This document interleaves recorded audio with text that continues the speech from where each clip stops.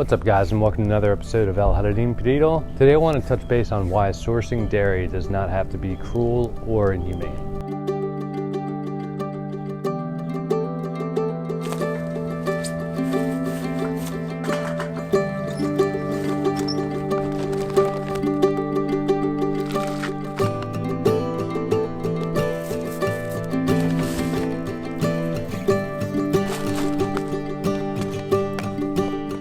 Alright, so unfortunately the commercial dairy industry has really disgusted the standard of how we consume animal products in general, but especially, milk and dairy and just any commercialized farming. Basically, the dairy industry in itself is notorious for snatching calves as young as 24 hours away from their mothers, where some may be processed for veal.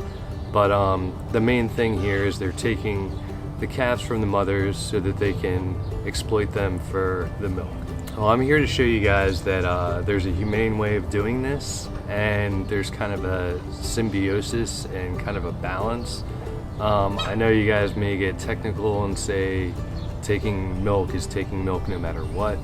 But yeah, I wanted to show you guys my routine and how I'm sourcing milk from my goats with as little intrusion as possible.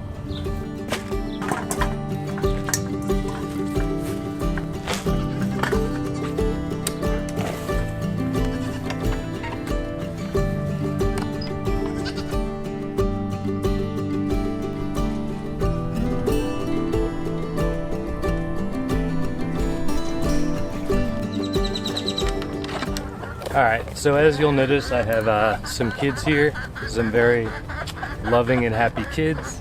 That's part of the equation that I'll talk about, but right now I'm going to be milking their mother. The difference between what I'm doing and even some homesteaders and what other people do is they'll even separate their kids for 12 hours at a time or anything like that.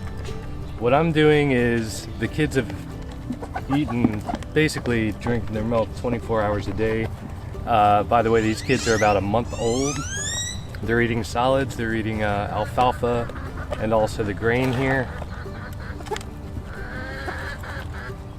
But the main difference is I'm not interfering with what they're doing with their mother. I'm basically taking their leftovers while they're filling up on grain here. Not too much because kids don't need that much grain, but while they're having grain and eating alfalfa and still milking and nursing off their mother, I'm basically just tapping into their leftovers. I'm only getting a small amount, which I'll show you guys in a minute. But the difference is I'm just taking what's left over and I'm not prioritizing myself.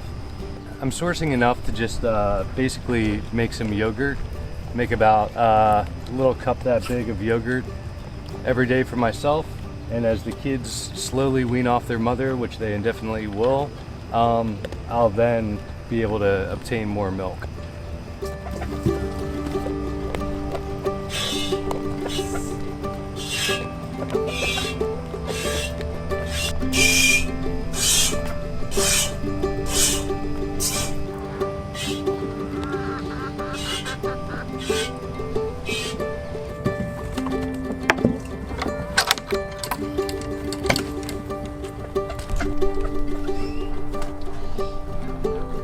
Alright, so on a side note, the goats admittedly are a little freaked out by the camera. I don't usually film in here, or I usually use a less obtrusive iPhone. So the gist of this whole thing is, especially for vegans, I think there is a common misconception. Yes, you can take the argument that no matter what, an animal is being exploited for their dairy. But as far as sourcing dairy goes, I think this is one of the most humane ways you could go about doing it. I'm not aggressively breeding my kids. I'm not trying to make money or exploit or sell the kids or anything like that. I'm simply just mating the goats, once every 2 years or so. And like I said, letting things play themselves out. These goats were delivered by myself about a month ago. And so I gave them several weeks of exclusively taking as much milk as they wanted. And, I guess about a week ago, which is, 3 weeks to a month into it, I started tapping into a little bit for myself twice a day, once in the morning, once in the evening. And as you guys saw, it's a minuscule amount of milk, but the reason why I make yogurt is because it'll keep. So I can collect this milk little by little, make a batch of yogurt, and it'll hold me over for a little bit. As time goes on, like I said, mom's gonna kind of kick them to the side, and you know, by then I'll just take as much milk as needed. Honestly, they're fed really well. I give them this grain and black oil sunflower seeds, and their bodies produce the milk, and it's just a byproduct, which is fairly passive, I would say. So like I said, mom's happy, the kids are happy, they're happy and healthy, everything looks good. Like I said, I think the commercial industry, yes, they have a bad rep because they are a bad rep, but they are giving you know, some of us homesteaders and other people a bad rep as well. Yes, some people are aggressive, especially when they're trying to make profit or trying to make money. The good thing right here is that I'm just, you know, taking it as a nice commodity. These are my pets first. Actually, when I first got these goats, I couldn't even touch them. And so they're nice and warmed up now and they're cool, especially Jezebel here, she's the alpha female. So yeah, these goats are more like my pets first. I take good care of them. They have a nice big enclosure here and they're happy and healthy. But I am doing a homestead here, or an urban garden, I guess you could say. And yeah, milk is a nice byproduct. And vegan or not, I believe animal products have something that fruits and vegetables just don't. And I'd like to think that I'm taking a pretty healthy approach to sourcing that. Anyway guys, my main objective was just to get it out to the public that you can have a simple setup like this and take things in a humane way. Some of it is to cover like an intimidation factor if you might be considering getting goats but are worried about factors, you know, that I've listed. And also this message is for you know, some vegans who, I'm not gonna pick a side on this. I have been vegan before and I felt like something was missing, and not just out of gluttony or taste.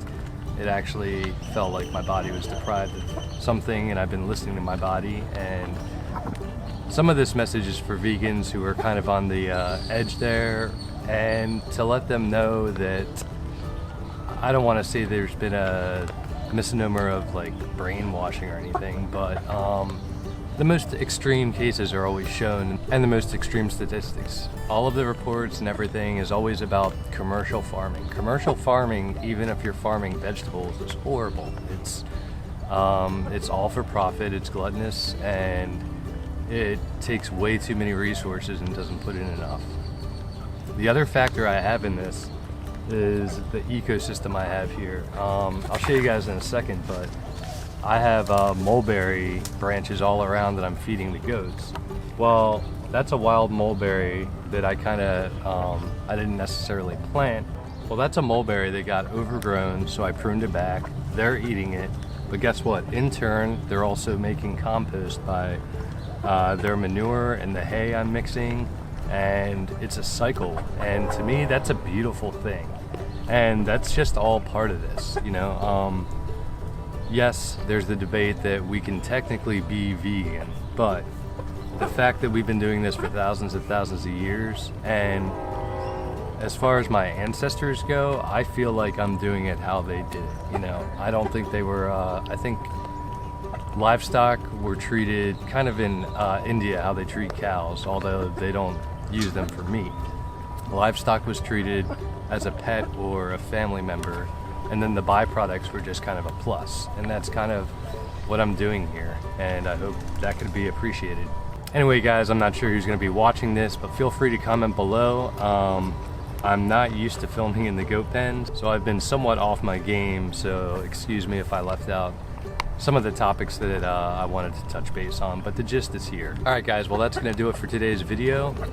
Consider subscribing if you haven't already, because I do touch base on a lot of topics like this, but I also just do a lot of gardening stuff and tutorials that might be helpful for you guys.